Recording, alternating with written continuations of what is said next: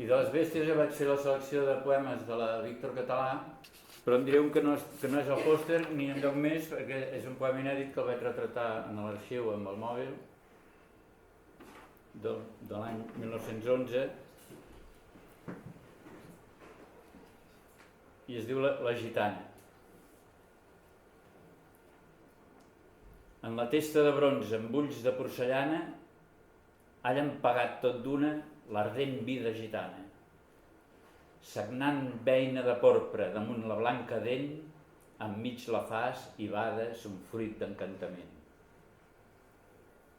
Metzina o melmelada, prec o maledicció, l'endevinet agita a son grat i faisó. Davall la tempra estreta i sota el cabell llis, més que el pensar hi nia algun remot encís d'un món estrany de somni perdut en les edats i que a través dels segles perllonga sus esclats.